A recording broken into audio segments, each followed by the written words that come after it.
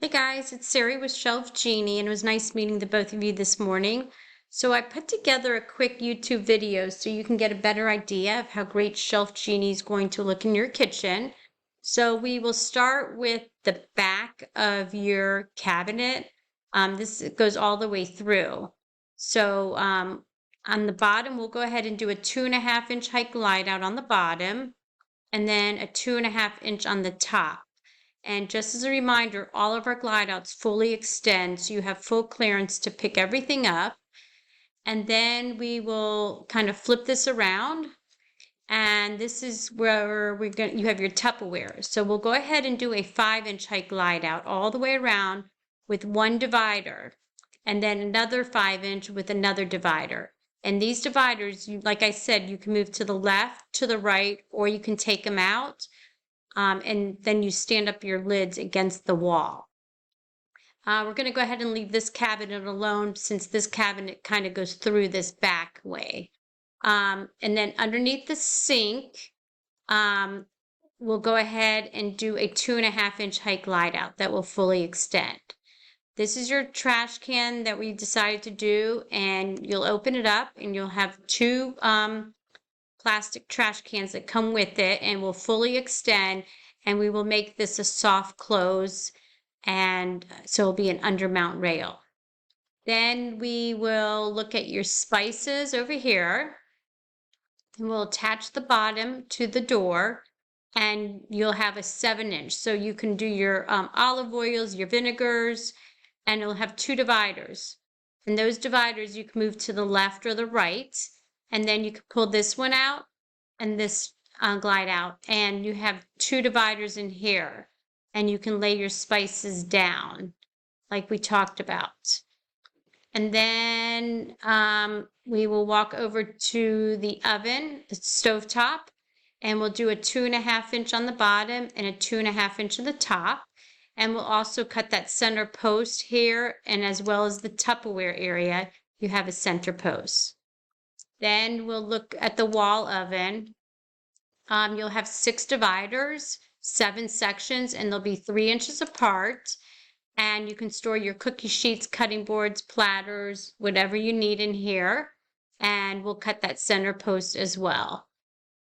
And then we'll go to your pantry.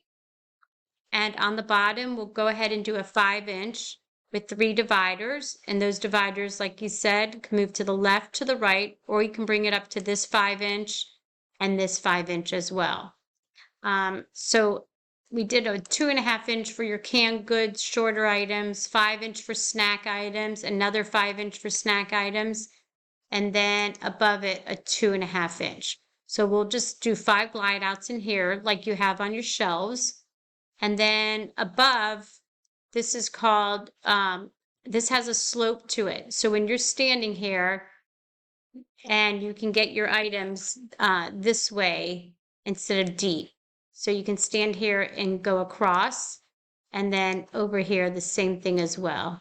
So that will slide out, and this way you have kind of a higher ledge back here so that things won't fall over.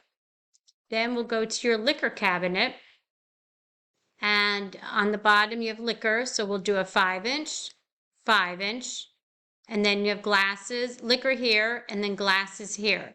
So those all require a 5 inch so they won't fall over and as you're pulling them out.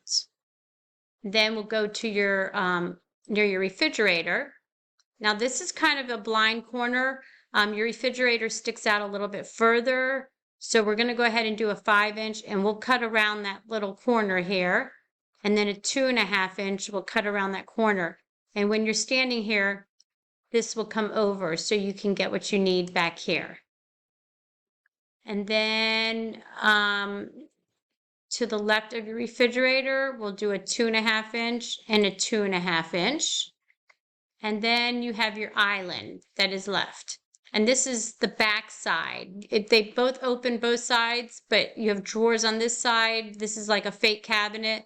And I think it's best to do it where it's more open, a 2.5 inch and a 2.5 inch height.